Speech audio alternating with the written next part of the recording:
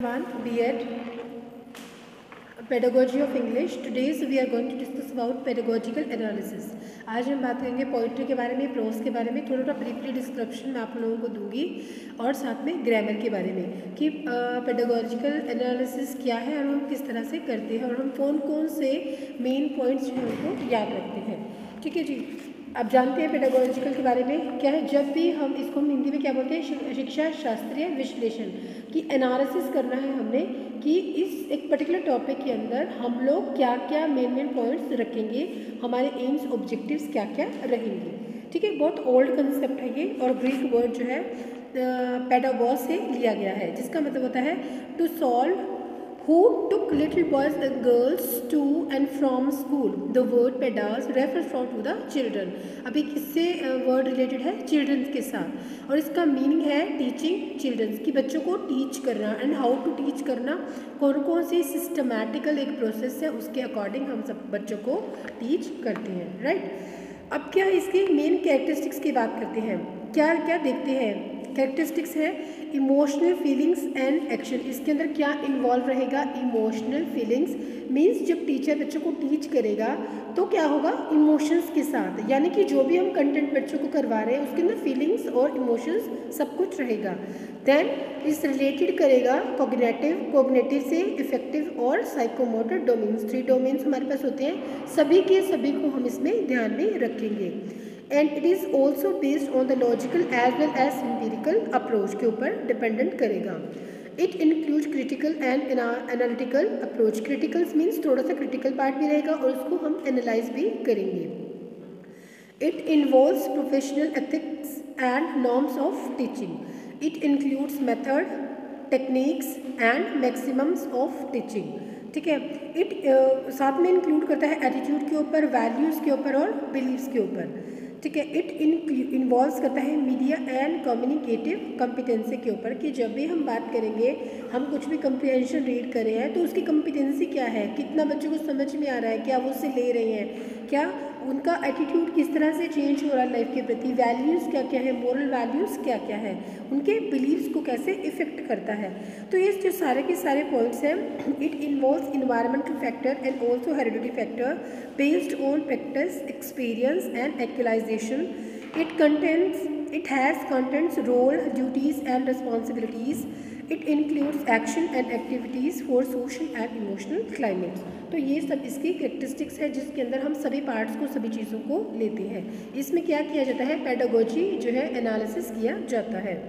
तो हमारे जो पेडागोजिकल एनालिसिस है उसमें हम 3 पार्ट्स को लेते हैं, 3 चीज़ों को लेते हैं। क्या हो गया, नॉलेज हो गई, प्रैक्टिस हो गई और हमारे बिलीफ हो गए।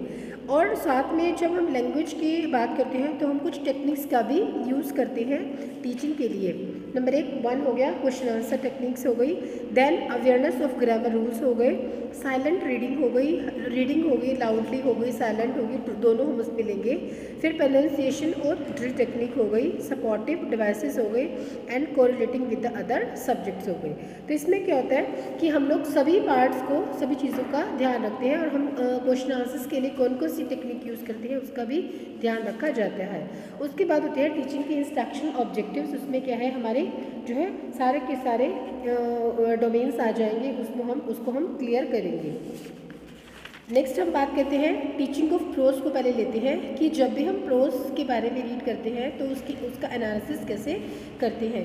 According to Coleridge, prose is a word, it is based या best order. Poetry and prose are 2 different form of literature. हम सब लोग जानते हैं डिफरेंट फॉर्म्स होते हैं। तो जो इसकी नेचर है, एम्स है, मेथड ऑफ टीचिंग है, prose are different to the poetry. दोनों का जो मेथड रहेगा वो बिल्कुल डिफरेंट रहेगा। कविता को हम अलग ढंग से करते हैं और जो हमारे लेसन्स होते हैं प्रोज के, उसको हम डिफरेंट पार्ट्स में करते हैं। तो इसमें क्या है, इसके एम्स क्या क्या रहेंगे, देखिए, to give listening practices to the student and to give speaking practices to the learner. इसमें हम बच्चों को पहले टीचर उनको रीड करके सुनाएगा, फिर उनको प्रैक्टिस कराएगा और फिर उनसे सुनेंगे उसी टोन के अंदर।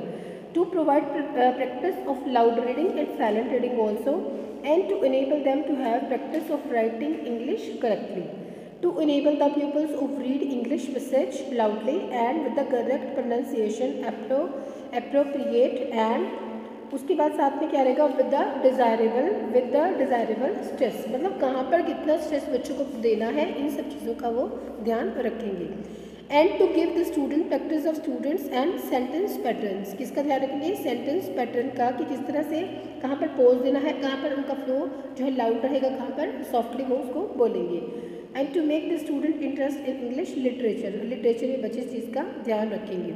And to make student read prose intensively and extensively as the case of may be, ठीक है। and to develop the critical and literary skills and to develop the vocabulary knowledge, items, phrases etc. and to learn applied grammar and to develop free expression।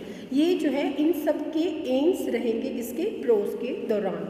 अब इसके objectives क्या क्या रहेंगे, जो students हैं वो क्या कर पाएंगे, to understand the passage and grabs its meaning, और इसके मीनिंग को अच्छे से ले पाएंगे, समझ पाएंगे।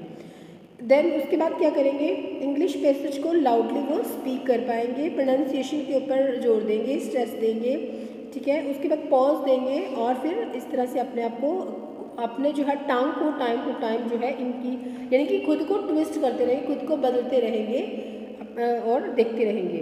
फिर then enable them to get knowledge content in the lesson and to develop their imaginative powers, to prepare them for world citizenship and to enable them to understand the passage by silent reading. उसके बाद to enable them to enjoy reading and writing, ठीक है जी। तो ये हो गए हमारे ऑब्जेक्टिव्स फॉर प्रोज के लिए, ठीक। और देन उसके बाद क्या रहेगा हमारा, थोड़ा सा हम बात करते हैं टीचिंग पोइट्री के बारे में, कि हम बच्चों को पोइट्री कैसे टीच कराएंगे।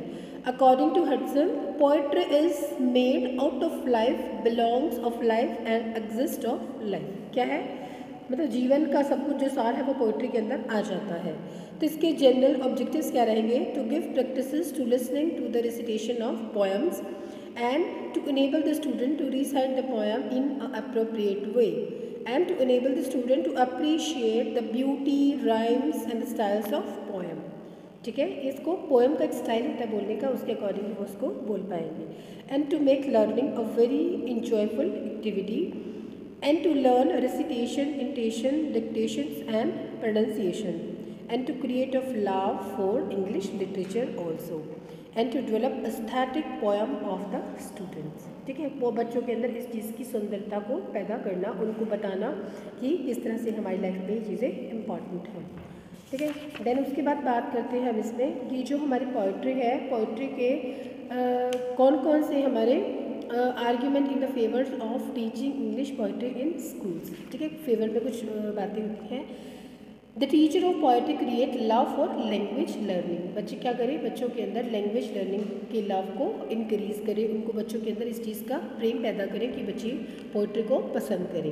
And poetry has tenderness appeal for childrens, it helps in helping the students in developing aesthetic senses and poetry educates our emotions, increase our power of imitations, ठीक है। क्या करती है, हमारी इमेजिनेशन को इंक्रीज करती है। Poetry is more memorable than prose because of its arrangements of rhymes and rhythms. Next, rhythms of poetry help the student in acquiring speech, ठीक है। This is especially so at the early stage when simple rhymes are used for practice for rhythms and pronunciation, ठीक है जी। अब poetry imparts pleasure to the students, क्या करती है, बच्चों को प्लेजर प्रदान करती है ताकि बच्चे नई नई चीज़ों को सीखें, खुश हो सके, उनका एंजॉयमेंट ले सकें, ओके। देन सजेशन हो गया होगा हमारा। उसके बाद हम बात करते हैं थोड़ी सी ग्रामर के बारे में कि ग्रामर कैसे हम लोग रीड करते हैं। ग्रामर क्या है, एक इम्पॉर्टेंट पार्ट है रोल ऑफ टीचिंग, उसका बहुत ज़्यादा इंपॉर्टेंट है टीचिंग लर्निंग प्रोसेस के दौरान। ये क्या है, grammar is the key of language है, ठीक है। It helps us teacher in the teaching, language को अच्छे से बना के रखती है वेल। इसके लिए गॉर्डन जो है वो क्या बोलते हैं, grammar is a body of empirical rules which explain the regulates and the structure of the senses, ठीक है। और स्वीट बोलते हैं, डॉक्टर स्वीट ने इसके लिए क्या कहा है, ग्रामर क्या है, is a practical analysis of language, it's inter norm, ठीक है। तो इम्पोर्टेंस क्या है हमारी लाइफ में ग्रामर की? Every language is based on certain rules and regulations. It sets of rules and regulation is known as a grammar. हर जो लैंग्वेज होती है कुछ ना कुछ उसकी ध्वनियाँ हैं, कुछ उसके चिन्ह हैं, कुछ उसके साइंस हैं, कुछ उसके सिम्बल्स हैं, तो उनको हम फॉलो करके ही एक लैंग्वेज को अच्छे से सीख पाते हैं. तो guidance and control of language is done by grammar. Grammar क्या करती है? इनके ऊपर कंट्रोल करती है, इनको बताती है कि हमें इनको राइटली कैसे लिखना है, कैसे इनको बोलना है. And it is the grammar that determines the form and the features of a language. And the expected role of grammar is that it should assist in the learning and the language. It should be mean to achieve the goal and the goal is to learn the language. ठीक है जी. फिर है इसके हमारे language जो हम grammar learn कर रहे हैं उसके कुछ हमारे रूल्स रेगुलेशंस होते हैं. क्या? To develop the students insight into the structure of English language. क्या करना है हमें? बच्चों को बताना है कि जो स्ट्रक्चर ऑफ लैंग्वेज है, ये इंग्लिश लैंग्वेज का जो स्ट्रक्चर है उसके अंदर क्या क्या आता है. फिर उसके बाद to enable the peoples to express their ideas, logical thinking. उसके बाद correctly in speech and writing. इन सब के ऊपर भी स्ट्रेस देते हैं कि किस तरह से आप उसको अच्छे से स्पीक कर पाएंगे. To teach grammar as a rule govern behaviour not as a mere rote learning. ऐसा नहीं है कि सिर्फ हमने रोट लर्निंग के ऊपर जोर देना है, ऐसा बिल्कुल भी नहीं है. Then to develop a scientific insight about the language and to develop the mental abilities of reasoning and correct observation. To enable the people assimilate the correct pattern of the language without memorizing. बिना memorise करके हम उसको अच्छे से बोल पाएँ. ठीक है. तो कौन कौन सी हमारी ग्रामर होती है? फॉर्मल ग्रामर और फंक्शनल ग्रामर. तो फॉर्मल के अंदर क्या होगा? ग्रामर जो फॉर्मल ग्रामर हमारी रहेगी is taught with the help of grammar book. और जो हमारी फंक्शनल ग्रामर है is taught not as a separate subject but along with the garden readers. ठीक है. रीडर्स के साथ उनको अच्छे से पढ़ा जाएगा. फॉर्मल ग्रामर जो है वो एम्फसाइज करती है, emphasise on rote memorisation of its rule. इसके रूल्स को हमने लर्न करना होता है और इसके डेफिनेशन उसको हम पार्ट ऑफ स्पीच बोलते हैं. जबकि फंक्शनल ग्रामर के अंदर क्या होता है? एम्फसाइज किया जाता है assimilation the correct patterns of the language without learning them by rote. मतलब इसमें हमें रटिफिकेशन नहीं करना होता. फिर rules of grammar are consciously memorised by the peoples and इसमें क्या होता है? Rules of grammar are acquired unconsciously by the people through imitations and practices के साथ उसको वो अडॉप्ट कर लेते हैं. फॉर्मल ग्रामर जो है इज थ्योरेटिकल ग्रामर है और फंक्शनल जो ग्रामर है is known as descriptive grammar. It has some practical values. ठीक है. तो स्टूडेंट क्या है? रिक्वायर्ड होता है उसको learn everything whether that comes in use और नॉट. और इसमें क्या होता है कि the students deal with only दो sentence patterns which he can use. ठीक है. It is not based on day to day conversations. It is based on functional utility. तो किस पर डिपेंड करती है? हमारी फंक्शनल यूटिलिटी के ऊपर डिपेंड करती है और वो हमारी थ्योरेटिकल जो है नॉलेज के ऊपर डिपेंड करती है. उसमें हम रोट करते हैं, इसमें हम रोट बिना किए चीज़ों को अंडरस्टैंड करना थ्रू प्रैक्टिस से सीख जाती हैं. ठीक है जी. तो this is today's our topic. We have discuss about the 3 parts poetry, prose and grammar, जो बहुत इंपॉर्टेंट पार्ट्स हैं. हम देखते हैं कि किस तरह से इसका हम एनालिसिस करते हैं और उनको अच्छे से जान पाते हैं और उनको अच्छे से किस तरह से हम इंग्लिश के अंदर इन चीज़ों को यूज़ करते हैं. तो जब भी एक स्टूडेंट इन सब बातों की तरफ ध्यान देके चलता है तो गलतियाँ होने के चांसेस जो है वो कम हो जाती है. ठीक है. Hopefully you are understand all the points. Thank you.